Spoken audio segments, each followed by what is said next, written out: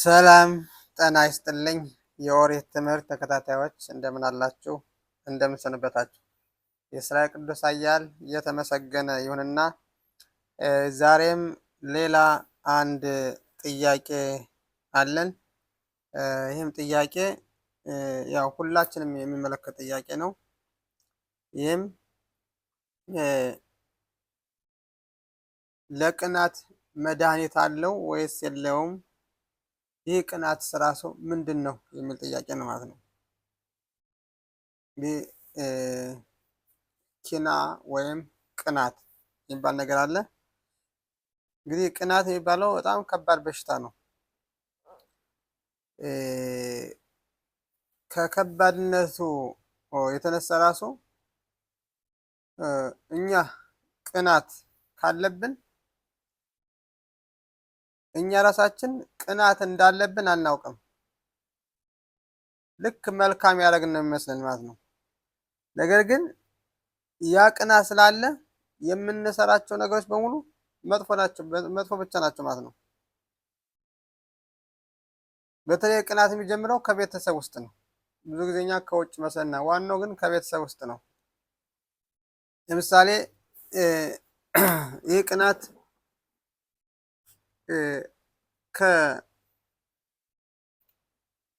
ከናሃሽ ወይም ከእባብ ቢጀምርም ከዚያ በኋላ በትውልድ ሁሉ አብሮን አለ ማለት ነው። የመጀመሪያው እባብ ነው። እባብ እንግዲህ በሔዋን ቀንቶ ነው ማለት ነው። ሔዋንን ለማግባት ፈልጎ አዳም እንዲሞት ስለፈለገ እርሷን ያንን ፈጣሪ ያልፈቀደውን ነገር እንዲበሉና ከበሉ ደግሞ ያው ልክ እንደ ፈጣሪ ትሆናላችሁ ብሎ ነው እንግዲህ ማለት ነው። በዚህ ምክንያት ፈጣሪ ያልፈቀደላቸውን ሊበሉት ችለዋል ማለት ነው። በዚያ ምክንያት ከገነት ወጥቷል ማለት ነው። እንግዲህ ቅናት የሚባለው እንግዲህ ምንድን ነው? ቅናት ካለን የነበረንን ነገር እናጣለን፣ ያንን የተመኘውንም ደግሞ አናገኝም። ስለዚህ ሁለቱንም እናጣለን ማለት ነው።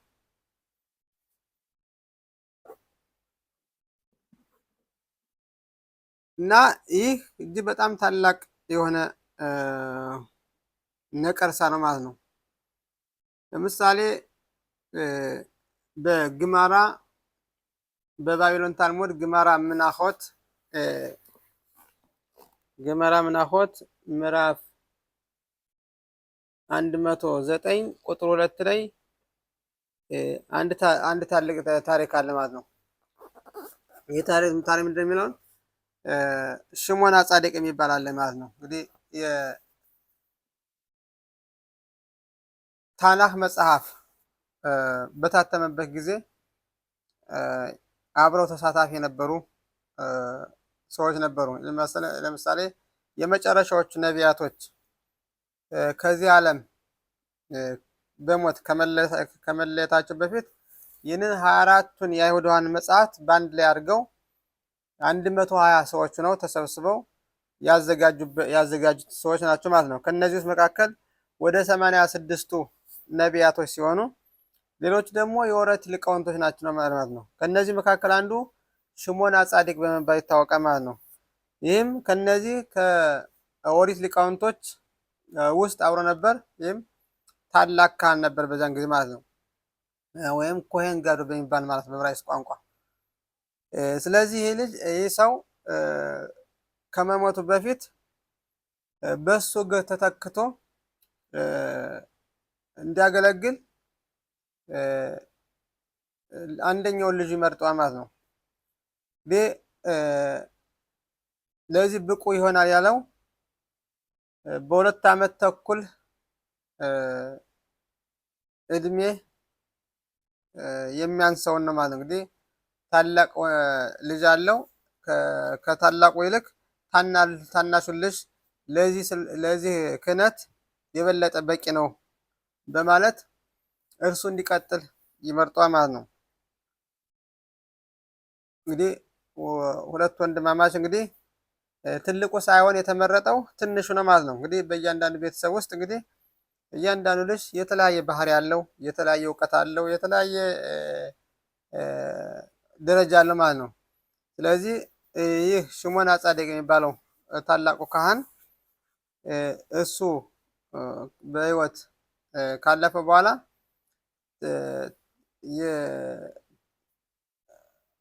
ታላቁ ልጁ ሳይሆን ታናሹ ልጅ በሱ እግር ተተክቶ እንዲያገለግል ይሾማል ማለት ነው።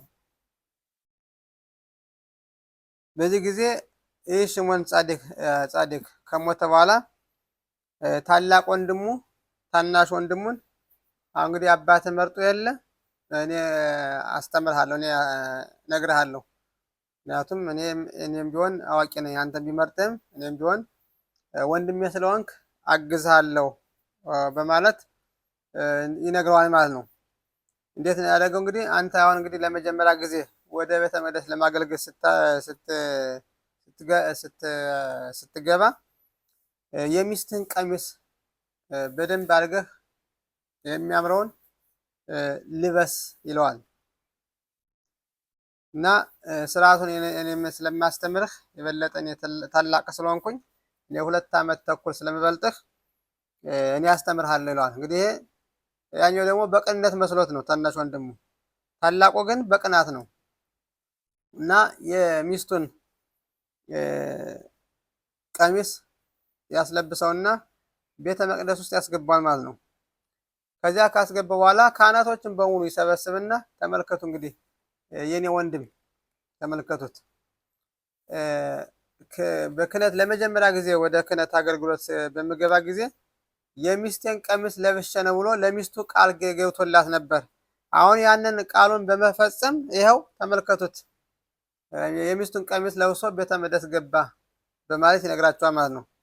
በዚህ ጊዜ እነዚያ ካህናት ሁሉ ባለማወቅ ሊገሉት፣ ከዚያ በኋላ ከዚያ እንደምንም ብሎ ጠፍቶ ወደ ግብፅ ሄደ ማለት ነው።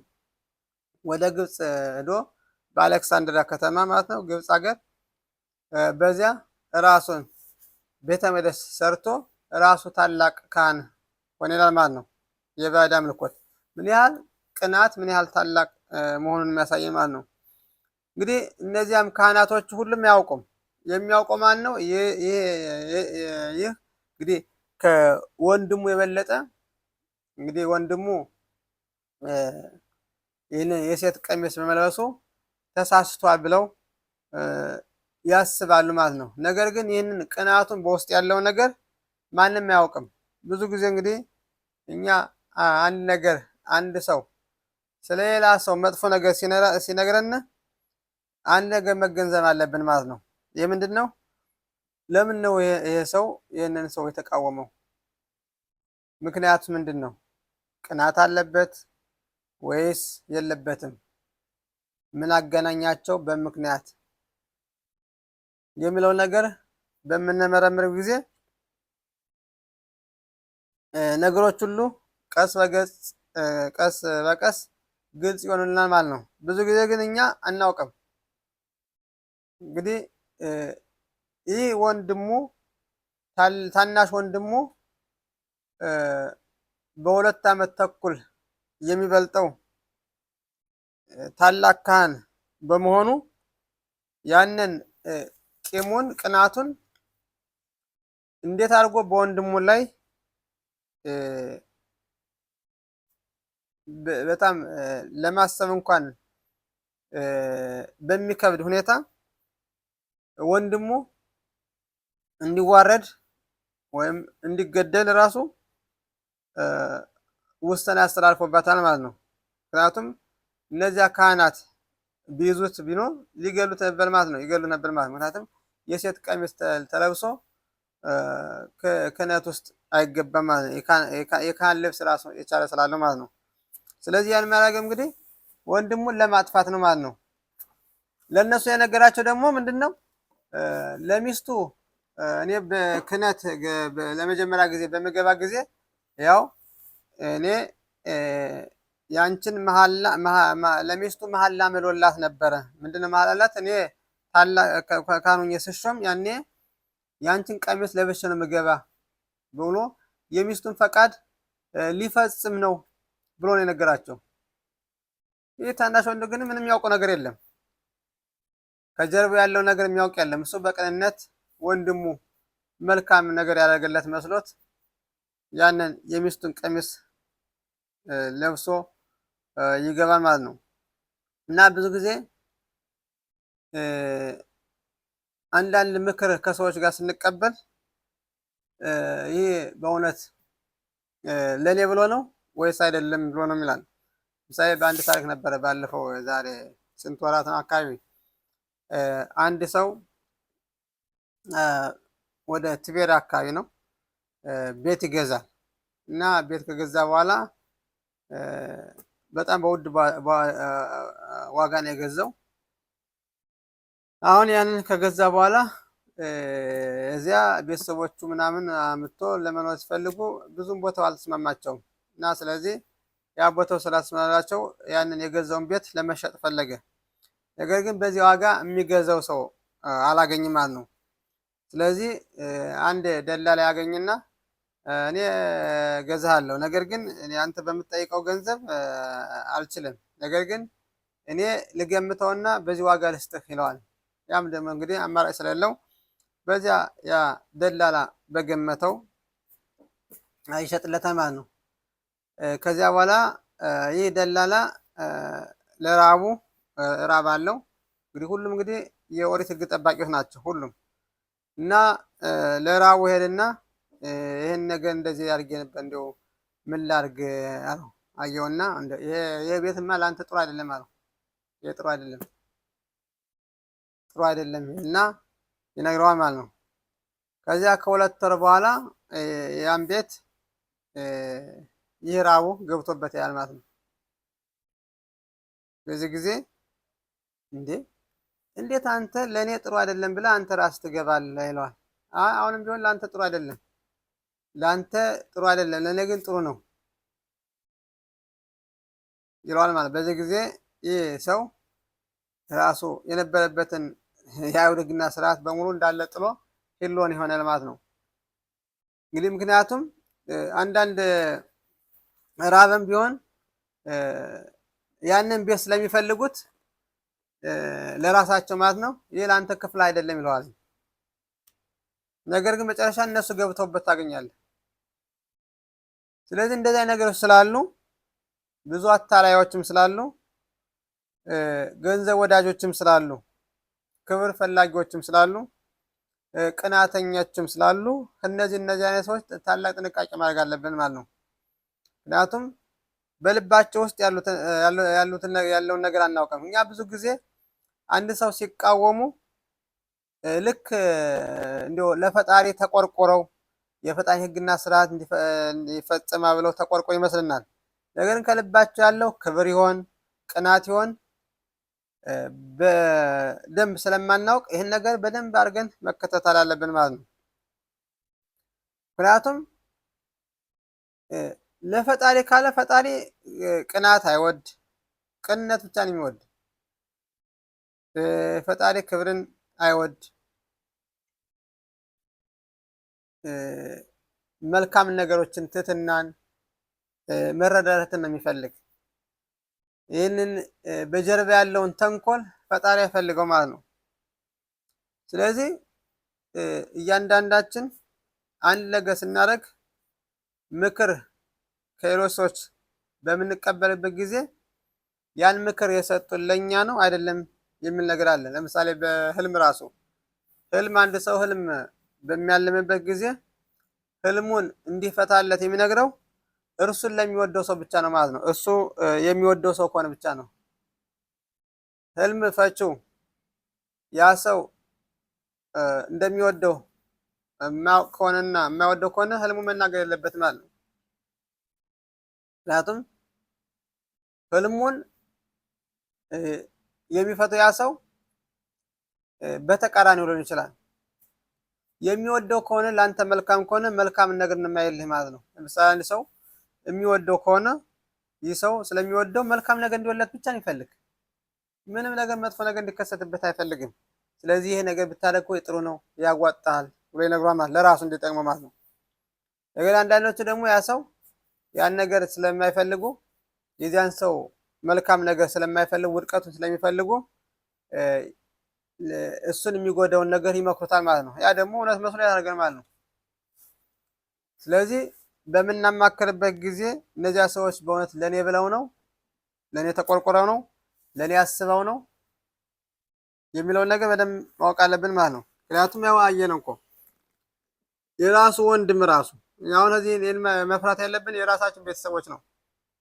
የራሳችን ቤተሰቦች ብዙ ጊዜ ችግር አይተነዋል። እንግዲህ ሁሉ ችግር ያለው ከቤተሰብ ውስጥ ነው ማለት ነው። ከቤተሰብ ውስጥ ማለት ለምሳሌ ዮሴፍ በወንድሞቹ ነው የተሸጠው። ቃየልና ሀቤል ራሱ ወንድማማች ነበሩ። ሔዋንም ባሏን እንደዚህ ያሉ ነገሮች በሙሉ ከቤት ውስጥ ነው ያለው ማለት ነው። እነዚያ ከቤት ውስጥ ያሉ ነገሮች እነዚህ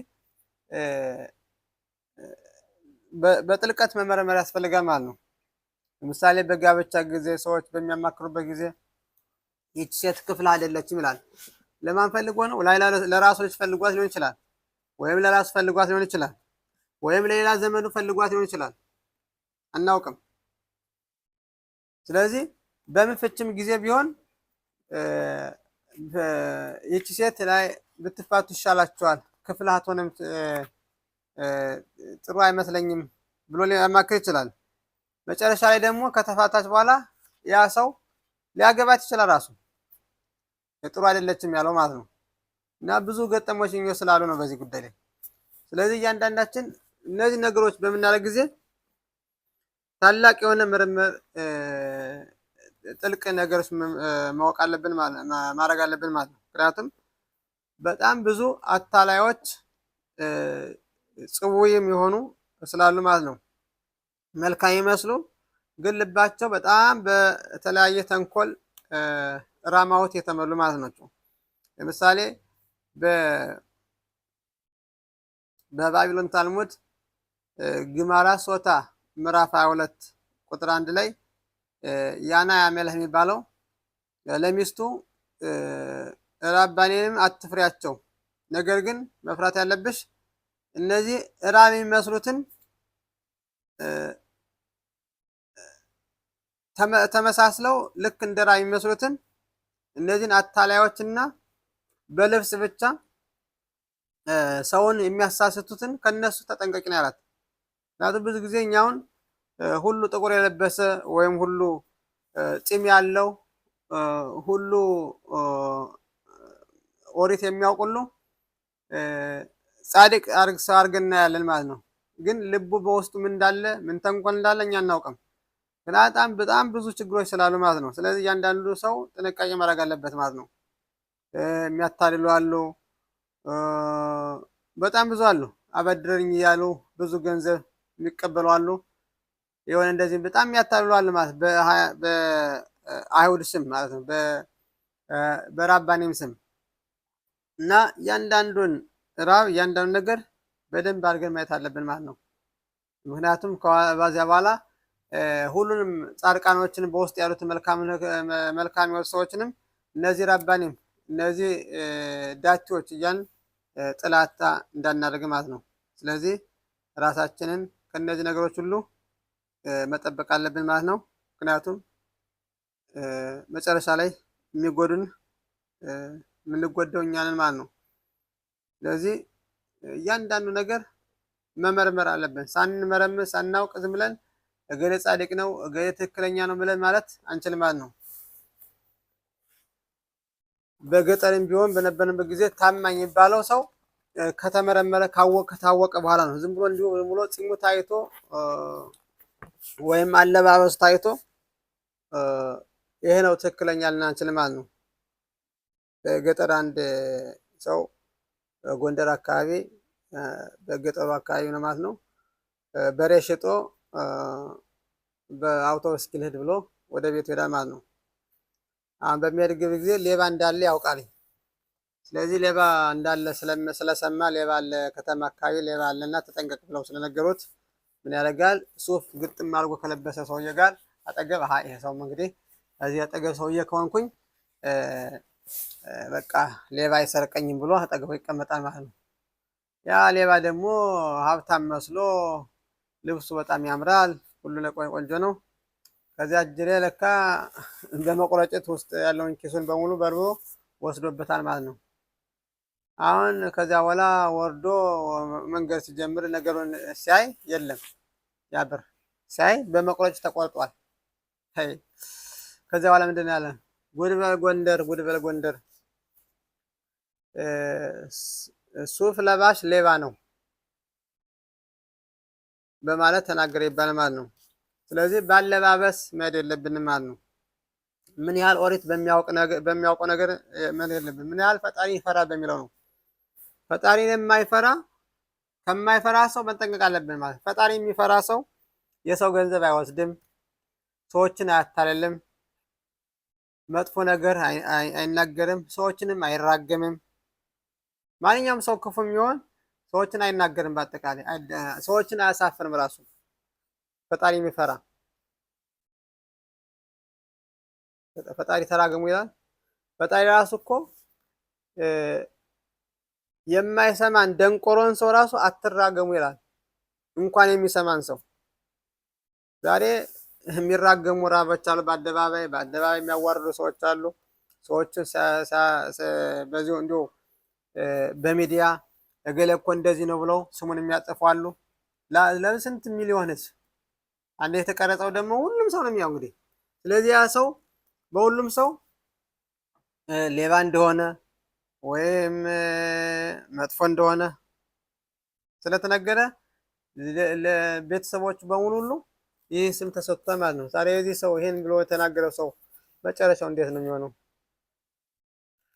ስለዚህ ፈጣሪ የሚፈራ ሰው ሰዎችን አይራገምም። ማንኛውም ሰው ይሁዲም ሆነ ይሁዲ ያልሆነም ራሱ እንኳን ይሁዲውን ደንቆሮ ጆሮ የማይሰማውን ሰው ራሱ መራገም ክልክል ነው፣ ኃጢአት ነው በፈጣሪ ዘንድ። ስለዚህ እንደዚህ አይነት ነገሮች ስናደርግ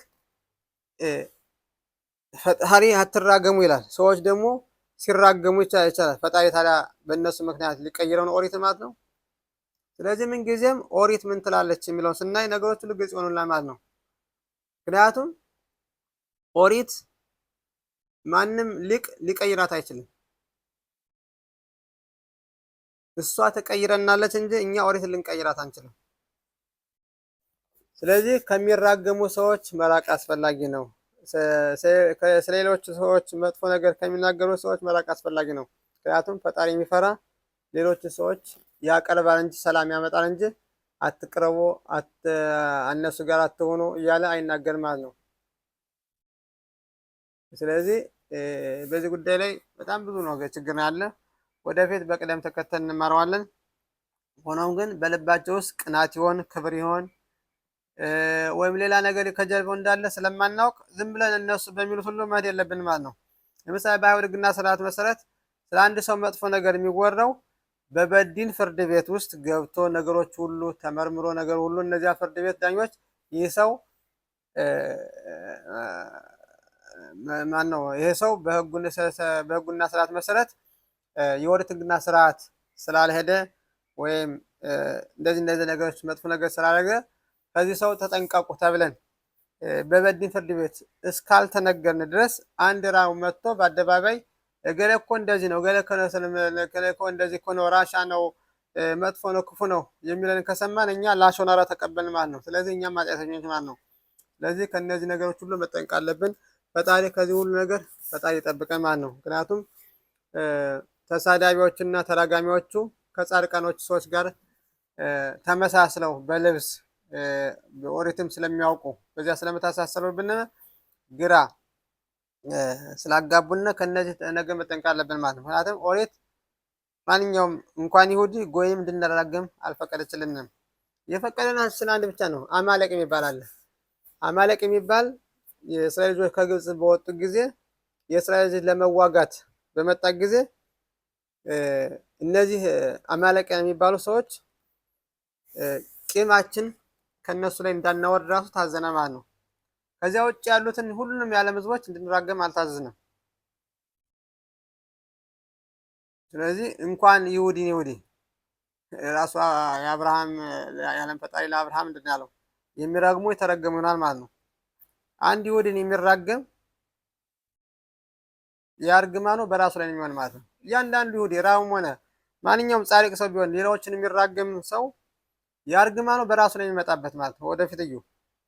አሁን ማና ይመስላል ግን እያንዳንዱ ፈጣሪ ትክክለኛ ፈራጅ ነው ማለት ነው። ስለዚህ ማንም ይሁዲ መራገም አያስፈልግም ማለት ነው። ያ ሰው ከእኔ ሀሳብ ጋር ስላልተስማማ ያን ሰው መራገም አልችልም ማለት ነው። መሳደም አልችልም ማለት ነው። ስለዚህ ኦሪት ክርክር ካለ ይሄ ከሆነ እንደዚህ ነው፣ ይሄ እንደዚህ ነው፣ አንተ ምንጭ እንደዚህ ነው፣ አንተ ምንጭ ነው። በቃ እንደዚያ ከሆነ አንተም ጥሩ ነው፣ አንተም በዚያው ቀጥል፣ እኔም በዚያው ቀጥላለሁ። ዘው ከዚያ ውጭ እኔን አልተቀበልክም፣ ስለዚህ አንተ ራሻ ነህ ወይም አንተ ክፉ ነህ ማለት ይሄ ራሱ ከትዕቢት ከቅናት የመጣ እንጂ ከኦሪት እይታ የመጣ አይደለም ማለት ነው። ስለዚህ እንደዚህም አይነት በጣም ብዙ ነገሮች ስላሉ ወደፊት በዚህ ዘርዘር ያለ ጥያቄን በዚህ ጉዳይ ላይ ከቀረበ የበለጠ እንማራቸዋለን ማለት ነው። እና ለዛሬው በአጭሩ ይህን ይመስላል። በሚቀጥለው የወር ትምህርቶች ላይ እስከምንገናኝ ጊዜው በደህና ቆዩ። በሩክ አዶናይ ለዓለም አሜን በአሜን።